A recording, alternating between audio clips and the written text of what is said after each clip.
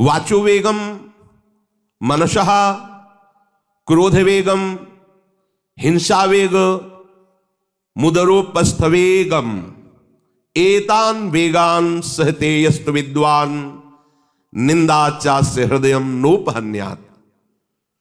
जो विद्वान उपासक वाणी का वेग, मन का वेग, क्रोध का वेग, हिंसा का वेग, भूख का वेग और जनेन्द्रिय जनित मैथुन का वेग जो सह जाता है, वही महात्मा निरंतर भजन कर सकता है, वही उपासक निरंतर भजन कर सकता है। नहीं, यही वेग आकर उसके भजन में अंतराय पैदा कर देते हैं। ये वेग वाणी का, मन का, क्रोध का, हिंसा का, उदर का, उपस्थ का यदि आप नहीं सहन करते तो ये आपके भजन में बाधा डाल देंगे, निरंतर भजन नहीं होने देंगे। दूसरा, निरंतर भजन करने में जो प्रभु कह रहे हैं आसित मत्परः, मेरे परायण होकर भजन करो। अब इन वेगों से बचकर क्यों भजन में चलता है तो उसके अंदर एक बात आने लगती है, मैं अच्छा भजनानंदी हूं। जहां ये बात आई तहां वो दूसरों जो वैष्णव है, महतजन है, महात्मा जन है, वो टीका टिप्पणी करने लगता है उनकी। ये होता है, अपने में श्रेष्ठ भाव आने पर दूसरे साधकों की, वैष्णवों की, महापुरुषों की, महतजनों की वो टीका टिप्पणी करने लगता है। ऐसा क्यों, ऐसा, ऐसा क्यों, ऐसा। ये आपके भजन को ही रोक देगा। निरंतर भजन चलने की तो बात जाने तो भजन से ही विमुख कर देगी ये वृत्ति। ये 6 बातें संतों के प्रति नहीं करनी चाहिए। वो वेग सहो और ये बात भूलकर अपनी वाणी पे न लाओ। बास निरूपण, किसी भी संत महात्मा वैष्णव के विषय में ऐसा कहना, ये तो महलों में रहते हैं या ये तो गांव में रहते हैं, ये तो, इनको तो गंगा किनारे या स्मशान में कहीं खंडहर में रहना चाहिए, बाबा जी हैं ऐसे वैसे। वास निरूपण करना, तभी जब अहम जागृत होता है तो संतों की प्रति टीका टिप्पणी शुरू हो जाती है। वास निरूपण, किसी भी संत महात्मा वैष्णव के प्रति उसके वास के विषय में बोलना। दूसरा, ज्ञान निरूपण, किसी संत वैष्णव के प्रति ऐसा, ये पढ़े लिखे तो है नहीं, शास्त्रों का इनको ज्ञान तो है नहीं, भेष बना लिया, बस पेट भरण पोषण के लिए घूम रहे, कोई इनको ज्ञान तो है नहीं। क्या भजन करेंगे, क्या विचार करेंगे जब इनको पढ़े ही नहीं है, शास्त्रों का ज्ञान नहीं है, तो क्या ये भजन करेंगे। ज्ञान निरूपण। तीसरा, जाति निरूपण, अच्छा ये अमुक जाति के हैं, हाँ तभी चाहे जितना बेस रख ले, नीच जाति का तो नीचे जाति का रहेगा ना। ऐसा महान अपराध, ऐसा सोचना, ऐसा बोलना, ऐसा देखना, ये महत अपराध है और ये हम लोग ध्यान नहीं देते, फिसल जाते हैं। एक बार एक जगह महात्माओं की पंगत लगी हुई थी, तो उसमें एक महात्मा को पंगत लगवाने वाले में जो श्रेष्ठ थे, उन्होंने एक थप्पड़ मारा और निकालने लगे। वहां हमको भी सेवा दी गई थी, पत्तल उठाना और पोछा लगाना बाद में। तो परुषाई जब होती थी तो उस समय खड़े रहते थे। तत्काल के हमने कहा आपने क्यों थप्पड़ मारा, तो उन्होंने जाति निरूपण किया कि इस जाति का है, तुम नहीं जानते हो, और ये साधुओं की पंगत में बैठा है, उनका आचार्य परंपरा का तिलक लगाए हुए है और भेष धारण किए हुए है। आप आचार्य परंपरा की प्रधानता रखते हैं या जाति की प्रधानता रखते हैं। वो महात्मा अश्रु प्रवाह करने लगे कि क्या मेरे को भगवान का भजन करने का अधिकार नहीं है, क्या मेरे को भगवत प्रसाद पाने का अधिकार नहीं है। जब हमें गुरु ने वस्त्र दिया है, भेष दिया है, तो हम संतों की सभा में उन्हीं की आज्ञा से बैठे हैं। वैसे हम इस योग्य नहीं हैं पर बैठे हैं। उनकी दैन्यता देखकर तत्काल उनको हृदय से लगाया और उनसे कहा कि दोबारा ऐसी गलती ना हो, ये क्या मर्यादा है वेश के ऊपर, और उनके चरण पकड़े, एक बार इनको क्षमा करके आप बैठ जाइए, आप प्रसाद पा लीजिए। उस समय भागवती का आवेश में बोले, उनकी सामर्थ्य नहीं हुई, दोबारा उनको वो प्रसाद पा के निकले, मन में ठान लिया कि झोला उठाओ और भागो यहां से। नहीं, जहां संत का अपमान हो वहां नहीं टिकना चाहिए।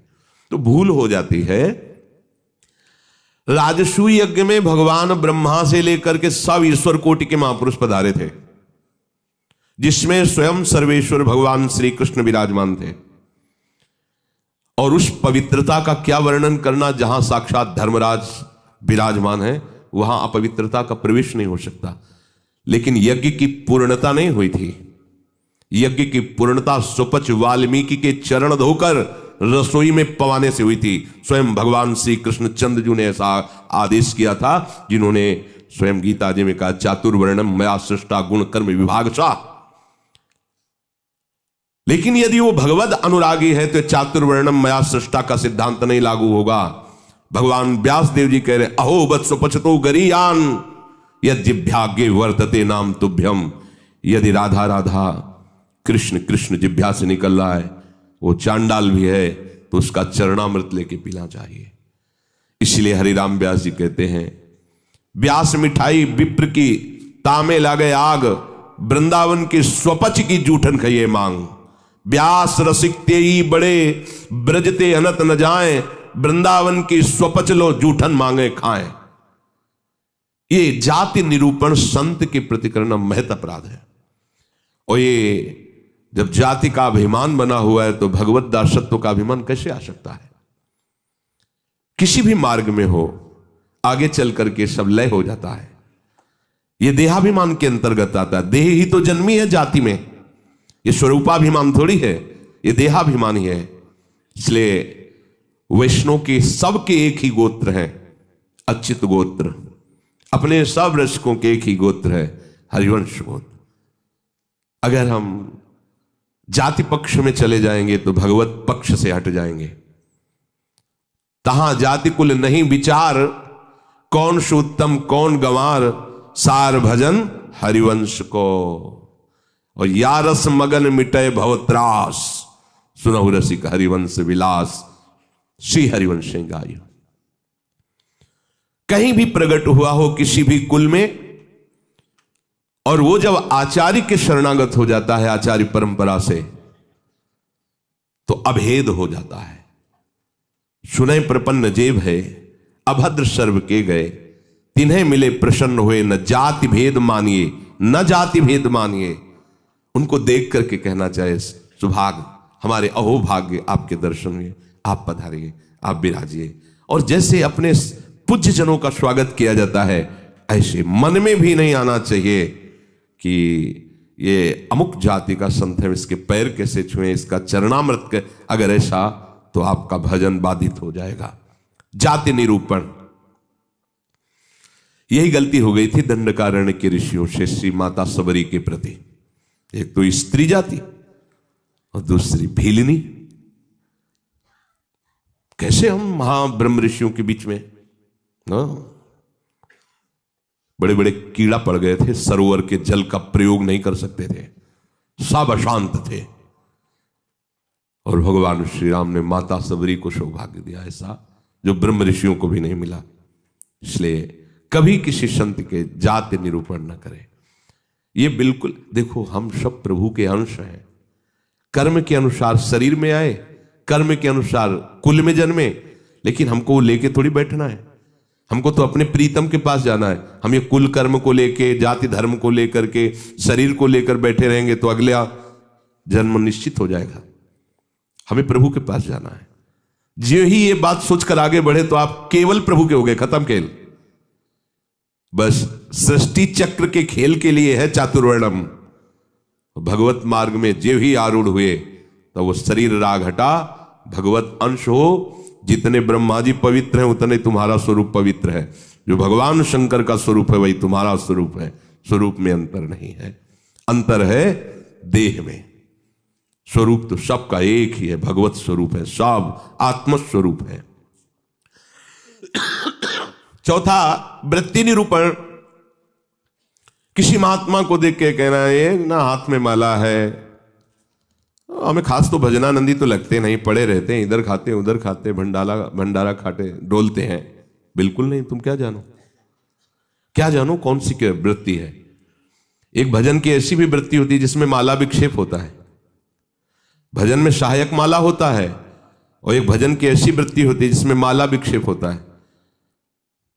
अगर कभी उत्साहपूर्वक ले भी लिया जाए तो 10-5 मिनट से ज्यादा नहीं चलेगा, रख जाएगा। स्वाभाविक छाया हुआ है। अब वहां मन का चलाए तो विक्षेप पड़ रहा है, गिनती करे तो विक्षेप पड़ रहा है, चल रहा है। अब आप क्या जाने, आप माला देख के तो जान जाते हैं कि जप हो रहा है, लेकिन बैठे हैं, टहल रहे हैं, तो आपको लगा खाली टहल रहे हैं। नहीं, ऐसा नहीं। संतों को जानना बड़ा कठिन होता है। एक बार गुरु जी की सेवा में शिव कुमारी शरण थे, जे ही लाडली कुंज में प्रवेश हुए तो महाराज जी का दुर्गंध आ रही। ऐसे देखा और कहा, वैष्णव अपराध करके आ रहे हो क्या? तो महाराज जी, हम साबुन लगा के नहीं नहाते तो शायद शरीर से दुर्गंध। बोले वो दुर्गंध नहीं, ये वैष्णव अपराध की दुर्गंध है। गुरुदेव ने कहा, महाराज जी सावधान रहते हैं, कोई वैष्णव अपराध तो नहीं, हमें महसूस हो रही है। आप पहले वहीं खड़े रहिए, बताइए क्या वैष्णव अपराध किया है। भजन का क्या प्रभाव होता है, बहुत सूक्ष्म है, बहुत सूक्ष्म। महापुरुषों के हृदय से ही पता चलता है ना।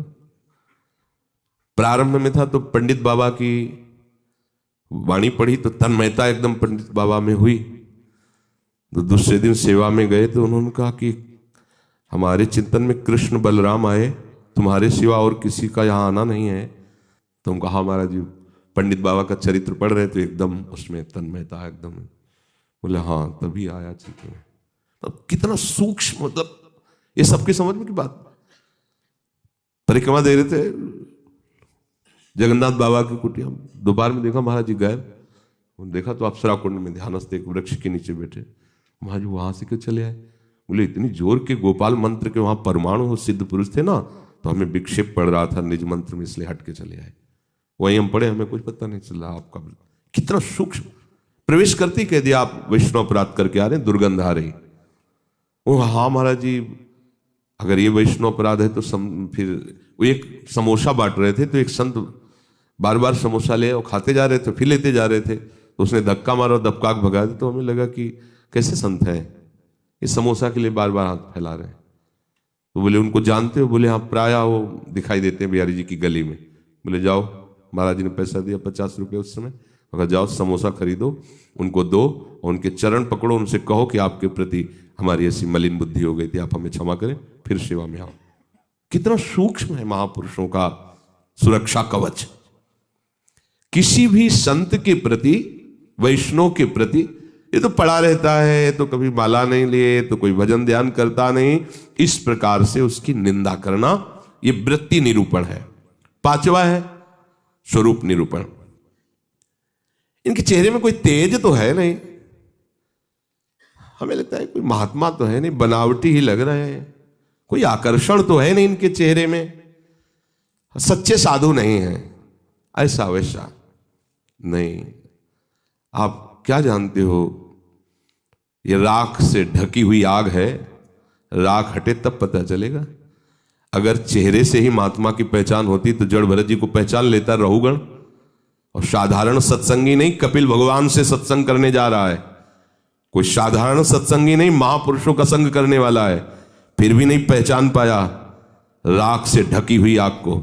जड़ भरत जी जैसे महान ब्रह्मभूत महापुरुष से पालकी उठवा दी, जब उनके वचन प्रकाशित हुए तो कूद पड़ा पालकी से चरणों के। अरे इतनी ऊंची स्थिति के महात्मा, कांप गया।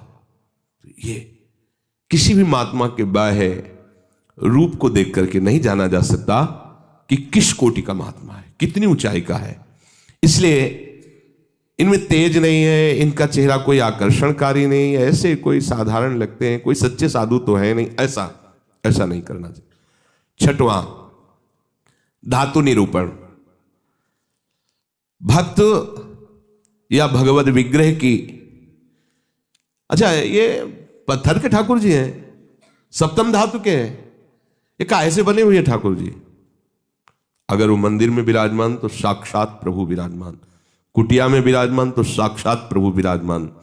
श्री विग्रह में पाषाण, लोहा, तांबा या काष्ठ की भावना ले आना, ये आपके निरंतर भजन में बाधा पहुंचा देगी। उन वेगों को सहना और इस अपराध से बचना। जो गुरु ने नाम दिया है, मंत्र दिया है, आराध्य देव का रूप दिया है, उसके सिवा सब माया है। वो अपने को चिंतन नहीं करना, केवल उतना ही चिंतन।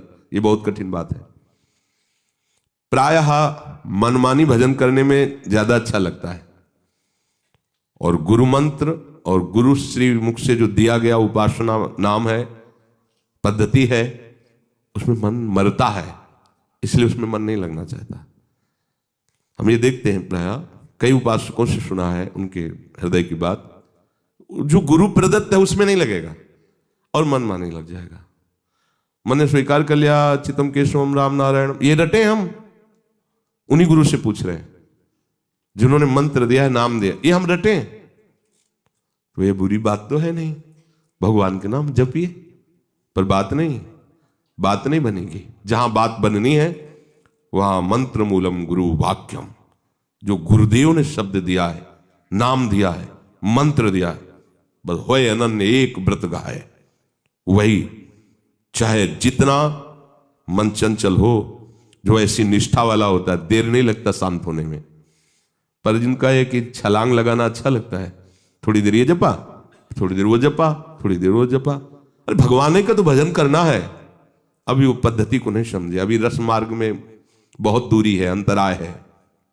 सभी कार्य करते हुए अपने स्वरूप में स्थित रहना। जैसे अपने लोगों का स्वरूप है सहचरी, तो जगने से लेकर शयन तक आपकी स्मृति में रहना चाहिए, मैं श्री जी की सहचरी हूं। भले अनुभव में नहीं आ रहा, आपको सहचरी बप्पू का अनुभव नहीं हो रहा, पर हम हैं, मान लेना है। जैसे अपने को अनुभव नहीं था, हम किस कुल में जन्मे हैं, पर माता पिता किसी ने तो सिखाया होगा कि तुम पंडित हो, ब्राह्मण हो, बैठ गया ना दिमाग में। इन्होंने लिखा है क्या ब्राह्मण कहीं, और बैठ गया पंडित घर के जन्म है हमारा। ऐसे ही गुरु ने तुम्हें नया जन्म दिया है। न स्त्री हो, न पुरुष हो, न ब्राह्मण हो, न क्षत्रिय हो, न वैश्य हो, न शूद्र हो, न गृहस्थ हो, न विरक्त हो, क्या हो? श्री जी की प्रिय सखी हो तुम। स्वीकार करो। जैसे मां ने सिखाया था कि ये तुम्हारे पिता हैं और पिता ब्राह्मण कुल के, तो तुम भी ब्राह्मण कुल के हुए। समझ गए? तुम पंडित की संतान हो तो पंडित ही हुए। ऐसे ही तुम हमारे प्रिया प्रीतम के अंश हो। गुरुदेव ने समझाया तुम प्रिया प्रीतम की प्रिय सखी हो। बस ये दिमाग में तुम लाओ पहले, इसी से स्वरूप जागृत होगा। जो उपासना पद्धति मिली पहले दिमाग में ले आओ। न स्त्री हो, न पुरुष हो, न गृहस्थ हो, न विरक्त हो, न ब्राह्मण हो, न क्षत्रिय हो, न वैश्य हो, न शूद्र हो। तुम क्या हो? तुम प्रियालाल के निज जन हो। तुम प्रियालाल की सहचरी हो, प्रियालाल की प्रिय सखी हो। ये सुबह से शयन तक आपके दिमाग में आ जाए। जैसे हम रटते नहीं हैं, पर कभी भी पूछ लिया जाए तो हम अपनी बात बता देंगे। ये शरीर कहां जन्मा है, क्या है, कभी याद नहीं करना है, लेकिन वो है ना। ऐसे सहचरी बप्पू का है। हमने दर्शन नहीं किए सहचरी स्वरूप के, पर हमारे गुरुदेव कह रहे हैं कि आप सहचरी बप्पू हो, आपका स्वरूप सहचरी है, तो हम पहले स्वीकार करते हैं। उठते बैठते चलते फिरते आपके दिमाग में बात बैठ जाए कि मैं श्री जी की प्रिय सखी हूं। युगल सरकार हमारे प्रीतम है, और पीछे की जो बातें की गई वो हमारे जीवन में ना हो, तो भगवान जो कह रहे हैं आशित मत परहा, मेरे परायण होकर बैठ जा, अर्थात आप निहाल हो जाओगे। भगवत आश्रित भगवत परायण वर्तमान में ही आनंदित होता, भविष्य की बात नहीं होती। वर्तमान में जाने मोरी छाती, उसका हृदय जो शीतलता और आनंद से भर जाता है, फिर वो कृतकृत्यता का अनुभव करता है। इसलिए सत्संग का श्रवण करो, फिर मनन करो और उसको जीवन में धारण करो। जो कहा गया नहीं करना उसको छोड़िए, जो कहा गया स्वीकार कीजिए उसको स्वीकार कीजिए। यही विवेक है, असत का त्याग और सत को स्वीकार करना। जिस सत को स्वीकार किया उसी में अनुराग कर लेना, यही उपासना का आंतरिक